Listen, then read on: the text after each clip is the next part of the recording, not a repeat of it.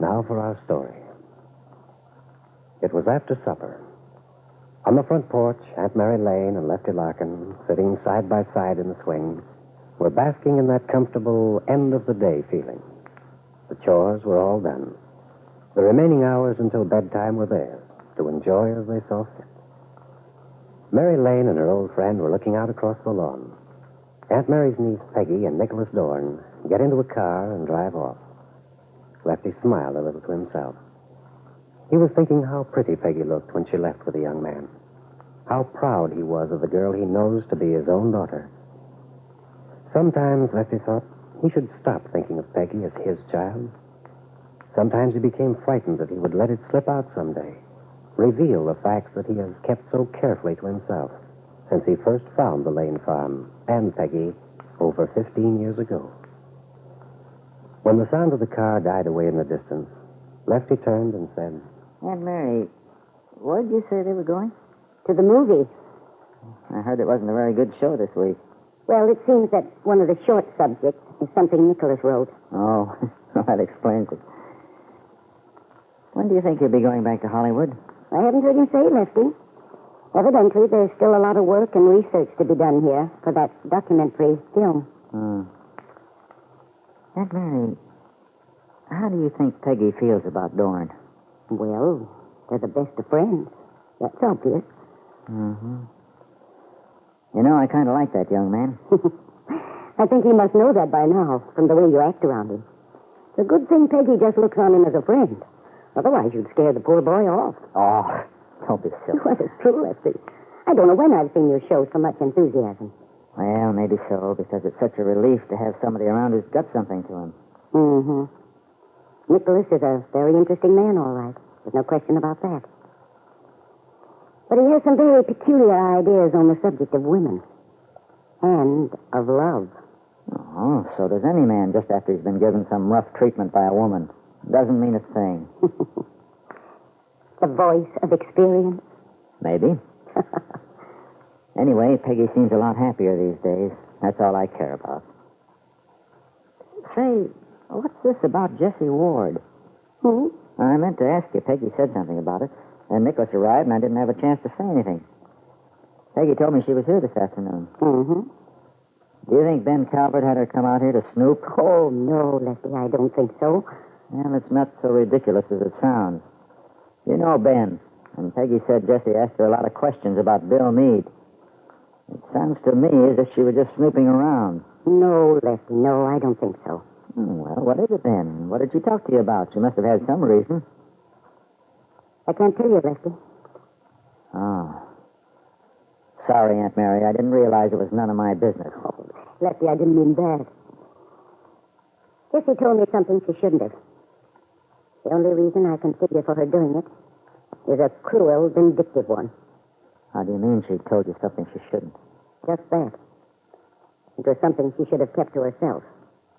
And I wouldn't repeat it, Lefty. Not even to you. I only wish Jessie hadn't told me. Sounds serious. It is. It's a very unhappy thing. But as for her asking Peggy some personal questions about Bill, well, I don't know about that. I think it must have been mainly curiosity on Jessie's part. I know she implied to me that she'd always been sympathetic toward Bill and Peggy. But I don't think Jessie is very fond of Kitt. Well, maybe so, but she's Ben's secretary. Not only that... Lefty, please. Let's not talk about it. Jessie's coming here as she did really distressed me. Okay. Lord, I'll be glad when all this mix-up is buried in the dim, forgotten past. What mix-up? All that's happened in these past few months between Bill and Peggy and that Calvert bunch. Meade and Calvert. Those are two names I'd just as soon never hear again. But there's one thing that's certain. Bill's a dead issue as far as Peggy's concerned. Don't you think so? I don't know as I'd say that. You don't mean to say you think he's going to have the nerve to try anything again, or that Peggy has one iota of belief in him? I don't know about that either. In fact, I have a feeling that the problem is a long way from being solved. You do? Why? What makes you think that? I can't explain it to you, Lefty. Oh, well, it's just intuition on your part. I must say, I certainly don't share it. Aunt Mary could have told Lefty it was more than intuition. She was thinking of Jessie Ward's visit, what the woman had told her. Now Aunt Mary knew that Kitt Meade was going to have a baby. Now she understood why Kitt had gone to California, why she might never want anyone to know she'd had a child. No wonder Bill Meade had been unable to explain to Peggy why he wasn't going through with his plans for getting a divorce.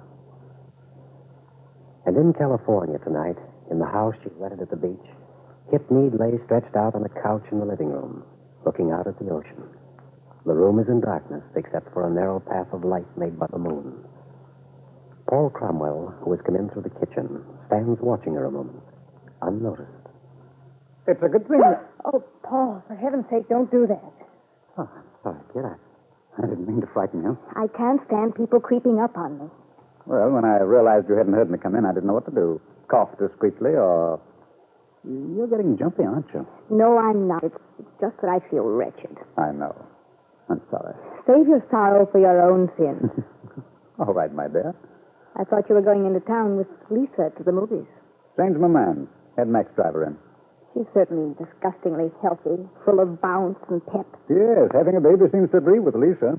And don't forget you've come into her life again, darling. Oh, why do you sound so sore about it? Well, I'm not feeling very amiable toward Mrs. Fenner at the moment, if you must know, Paul. What's she done?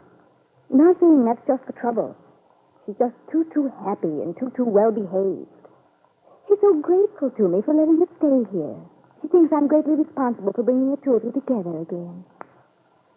In short, life is just too utterly wonderful for her, and... well, it's a little hard to take. And in my situation, I'm hardly in the humor to make happy plans about my baby when I know that any plans I might make could well come to nothing. I understand that, darling. Look, Kit, if you'd rather, I'll move Lisa someplace else. She doesn't have to stay here. Oh, no, don't do that. I'd go crazy if I were in this house alone. Well, I'm only 2 doors away. I know. I really like having her here, Paul. I guess it's just that... well, I guess I have the jitters. I know only too well that Lisa can be trying at times. She's such a well-meaning little thing, but... That's no way to talk about your future wife. Now, wait a minute. I haven't decided anything yet, Kit. Oh, I thought you had. I thought you were going to help Lisa get a divorce, but you had decided it would be a very nice thing for you to settle down. I know, but I'm sure Lisa believes that's what you have in mind. Mm-hmm. Maybe it's just as well that she continues to think so. Oh? Then you're getting cold feet? Well, Kit, if you weren't here, it might be different. I know you're out of reach. But still in all, that prospect of living the rest of my days with Lisa. Well, there's the child. Yes. Children don't mean so much to me, though. Maybe I could sort of begin backing up gracefully. No, I wouldn't do that if I were you, Paul. Not just yet. After all, it isn't long now. Yes, but after that, what? Of course, actually, since you feel as you do about children, and for Lisa's own good, if she gave up her child legally for adoption... Oh, that's an insane idea. I should never do that. You know how she feels about having this baby, Lee. Yes. And I know how she feels about you. That doesn't follow. Oh, yes, it does. In a way. Anyway, Lisa would never willingly give up that child. I'm not at all sure about that, Paul. I'm not at all sure. I wonder why you say that, Kit. And I wonder if Paul Cromwell is very wise to accept so eagerly and unquestioningly your suggestions and your offers of help.